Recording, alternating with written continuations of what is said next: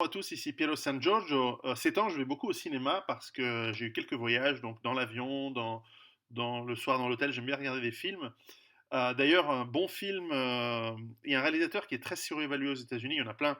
Je ne parle pas de Tarantino qui est hyper surévalué, mais Night M. Shyamalan ou quelque chose comme ça. Bah, pas mauvais, je trouve, techniquement, mais souvent les histoires sont n'importe nawak. Eh bien, son meilleur film jusqu'à présent, c'était Unbreakable, avec Bruce Willis et Samuel Jackson. C'est un film d'il y a peut-être une vingtaine d'années. Et puis j'ai vu leur suite, Split et Glass, qui sont deux films où le jeu d'acteur est juste phénoménal. James McAvoy joue super bien, etc. Mais en fait, c'est pas de ces films-là que je voulais vous parler. Et en fait, c'est pas non plus de cinéma. Mais enfin, hier soir, j'ai amené mon grand-fils, mon fiston de 14 ans, voir le film Midway.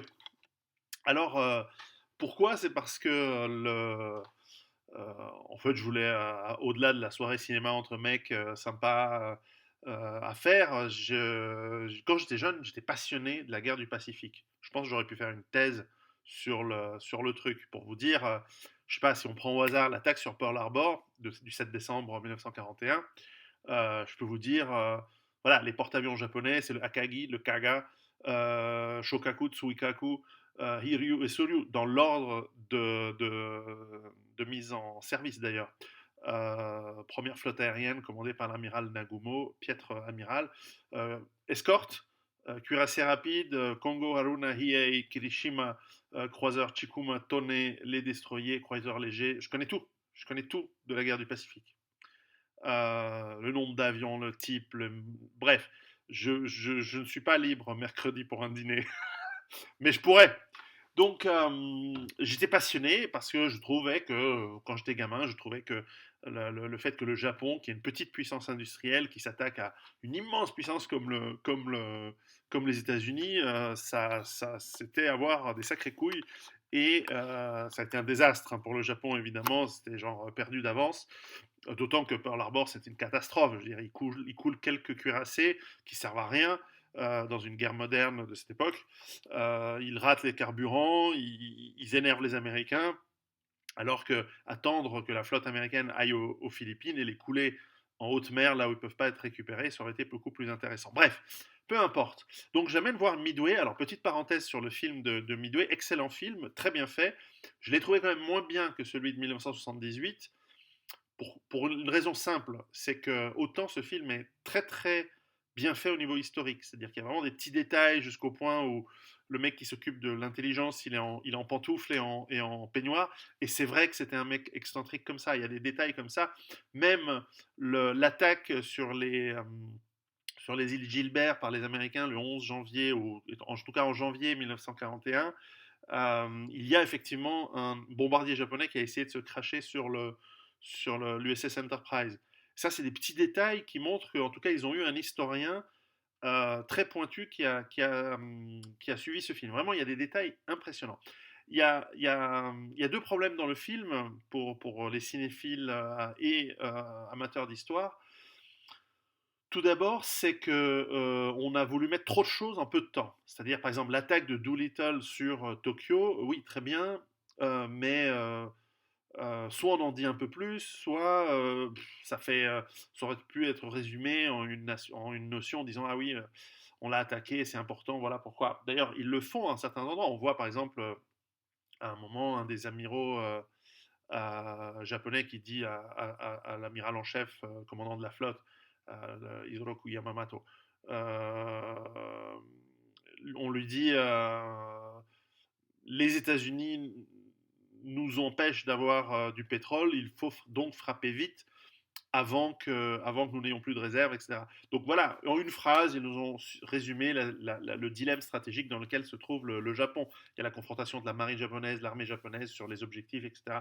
Bref, tout ça est assez bien mené, mais en 2 heures, il aurait fallu 2 heures de plus pour l'ambition de ce film, pour raconter.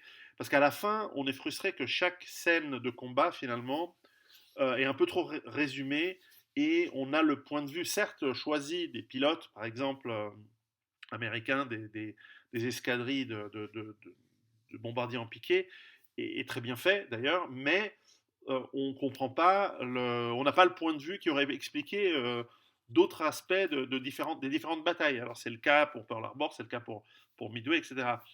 Et puis, j'ai pas remarqué des erreurs particulières, si ce n'est que oui, alors tous les navires, etc., aujourd'hui sont faits avec des CGI, avec des images de synthèse qui sont très bien faites, c'est très crédible. Et parfois, il y a des petites erreurs. Alors, dans la version française, ils ont fait des erreurs incroyables de traduction, parce que je l'ai vu en français, parce que le gamin, il n'est pas encore suffisamment bon en anglais pour tout comprendre, euh, mais presque. Mais enfin, on a un moment, dans la version française, on a quand même des extraits de radio de l'époque, où on a par exemple le discours très fameux de A Day That We Live in Infamy de Franklin Delano Roosevelt au Congrès, qui dit hier, le 7 décembre 1941, les forces de l'Empire du Japon nous ont attaqués, machin, tout ça. Et la traduction en bas, c'est le 11 décembre 1941. Sur l'écran, à un moment, on voit le cuirassé Yamato pendant la bataille de Midway, où était le quartier général, dans lequel était le quartier général de l'amiral Yamamoto. Et sur l'écran, on dit cuirassé Yamamoto. Mais non, cuirassé Yamato. Et petit détail, à un moment, on voit la flotte en l'air et on voit deux silhouettes de Yamato, alors que, évidemment, le Musashi, donc l'autre Yamato, si on veut, l'autre cuirassé de la classe, n'était pas encore en service au moment de la bataille de Midway. Bref, sur les petits détails. Mais enfin, sur les traductions, ça montre que aujourd'hui, les gens qui font les traductions des films, c'est des ignorants.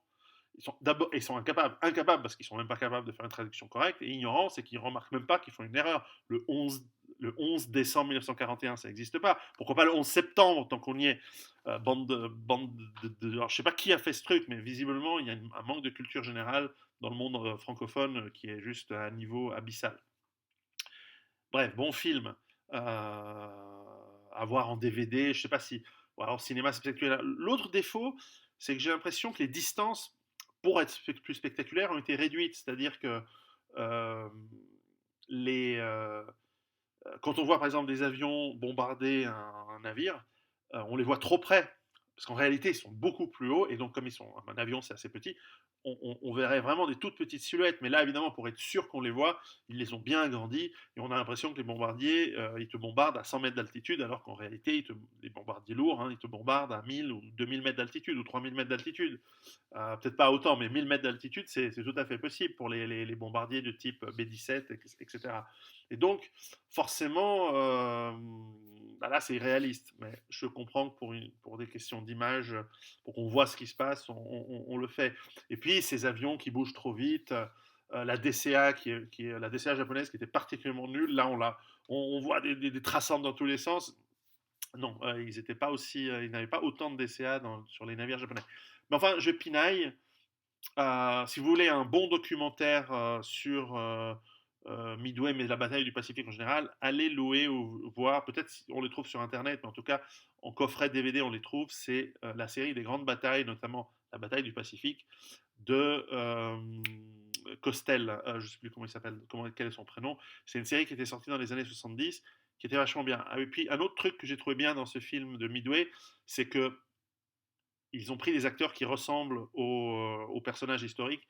Je veux dire, vous n'avez pas l'amiral Nimitz qui est joué par un noir, vous n'avez pas le mec qui coule les porte-avions qui est un homosexuel transgenre. Enfin, ça va, ils sont restés raisonnables, ils sont restés dans l'historique. C'est-à-dire qu'en fait, il n'y a que des blancs chez les Américains à l'époque, parce qu'à l'époque, ça marchait bien, les États-Unis, donc c'était efficace, et puis ben voilà. Et il n'y a pas. Alors, et puis il n'y a pas ce triangle amoureux qui a gâché un super film. Moi, je suis peut-être le seul à avoir trouvé que le film était sympa, le Pearl Harbor, le premier, mais qui avait été un petit peu. Ils ont surjoué cette histoire de le Pearl Harbor de. Pas le premier, hein, le premier c'était en 1976, vachement bien aussi, Tora Tora Tora. Mais le film comment il s'appelle ce très mauvais réalisateur bref, celui avec Ben Affleck et la gonzesse et son copain, et il pensait qu'il était mort, donc elle couche avec l'autre. Et qu'est-ce qu'on en a à foutre, c'est un film. Enfin bref, peu importe. Donc, euh, j'explique à mon gamin pourquoi. Alors, quand on arrive dans la salle de cinéma, parce que en gros, je lui dis viens, on va au cinéma, Et lui me dit, c'est quoi l'histoire de... Alors, avant que le film commence, je lui donne un peu de contexte, parce que je sais qu'à l'école, ils n'ont pas encore travaillé la Deuxième Guerre mondiale. Ils ont fait le journal d'Anne Frank, et puis, ah oui, puis ça c'est bien dans ce film, c'est que pour une fois qu'il y a un film qui t'explique pas que la guerre du Pacifique, c'est un détail d'autres choses plus importantes, ça va aussi, putain, qui nous lâche un peu. Et donc, je lui explique, voilà, dans le contexte, pourquoi le Japon, en fait, c'est un pays moyenâgeux, des gens très bien, des gens très courageux, très intelligents. D'ailleurs, il avait vu le dernier Samouraï, très film, très bien. À part qu'ils ont pris un Américain au lieu d'un Français, mais c'est pas grave. Et donc, je lui explique comment le Japon a voulu être une puissance colonialiste, comme les Anglais, comme les Français, comme les Américains. Une puissance impérialiste, sauf que, évidemment, entre empires, on ne veut pas qu'il y ait des nouveaux joueurs sur le terrain de jeu. Et donc, je lui expliquais tout ça et tout ça. Et à un moment, je lui dis, bon, et tu sais, la guerre du Pacifique et tout. Et lui me dit, mais c'est l'histoire de Fukushima. Et moi, je dis, mais quoi, Fukushima? Et il me dit, ouais, Fukushima, la bombe. Je dis, non, tu confonds, c'est Hiroshima. Et lui dit, ah oui, bah on n'a pas encore travaillé ça à l'école, etc. Je dis, ok, mais de toute façon, je veux dire, à l'école, la guerre du Pacifique, ça va être 5 minutes dans le programme d'histoire chez vous, parce qu'aujourd'hui, vous êtes des ignorants, vous apprenez plus rien à l'école. C'est de la merde ce que vous faites à l'école. Enfin, je veux dire, moi, de toute façon, je ne demande pas plus que apprendre à lire, compter, écrire. Le reste, je me démerde. C'est moi qui leur apprendrai. Mais effectivement, ils apprennent rien. J'avais déjà vu l'année dernière, quand je leur ai fait des cours sur le Moyen-Âge, etc. C'est vraiment inculquer l'ignorance sur plein de sujets. Alors, certes, la guerre du Pacifique, elle n'est pas très importante aujourd'hui, et dans le contexte même de la Deuxième Guerre mondiale, ou même du monde moderne, elle est relativement de faible importance. Mais enfin, c'est pas parce que moi j'aime bien que non plus j'impose ça sur les autres, mais enfin, c'est important. Et ce qui est rigolo, c'est que lui me dit, oui, mais de toute façon, ils font exprès de nous garder ignorants. Moi, je dis, ah tiens, c'est intéressant, pourquoi tu dis ça? Parce qu'en fait, ce qu'il faut que vous sachiez, c'est que une des règles que j'ai avec mes enfants, c'est que je leur apprends, euh, disons que je leur amène jamais des informations dogmatiques. Je leur dis jamais, voilà, je sais pas, la tour numéro 7 du 11 septembre, c'est un complot, machin. Je lui dis, qu'est-ce que tu penses? Pourquoi? Est-ce que tu penses que c'est possible ou pas? Et puis, qu'est-ce que t'en sais?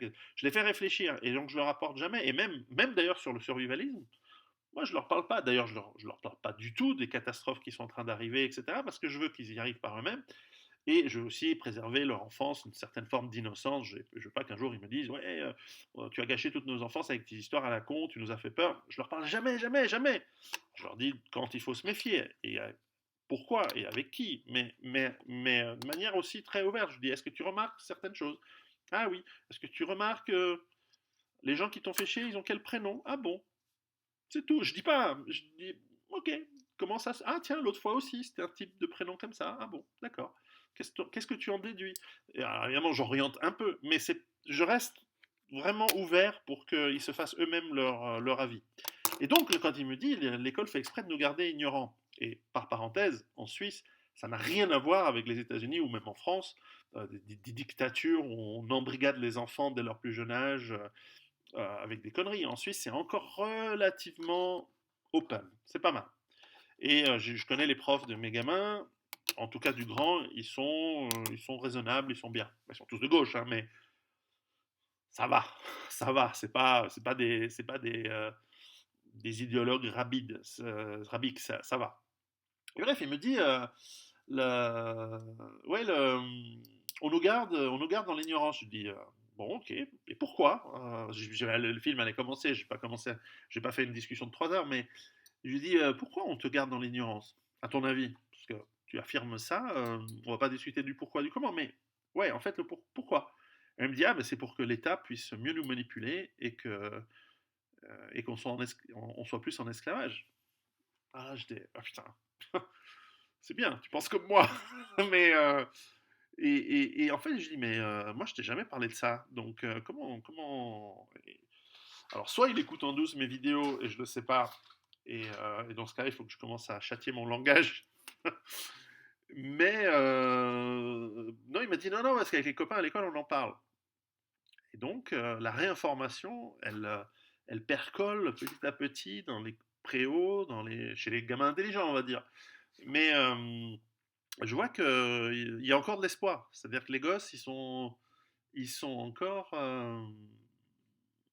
voilà, en train de... Ils sont encore en train de réfléchir par eux-mêmes et ils se rendent bien compte qu'il y a une arnaque, qu'il y a un truc qui se passe derrière. Donc j'étais content. C'est plutôt une bonne nouvelle. Euh, la, la libération peut se faire parce qu'il y a des gens qui ont soif de liberté. Et donc, il faut, il faut, il faut faire réfléchir les jeunes pour ça. Et visiblement, il y en a qui réfléchissent et que euh, la dictature tombera. Et nous serons enfin libres. Mais ça va chier entre-temps. Préparez-vous et je ne suis pas libre mercredi. À bientôt.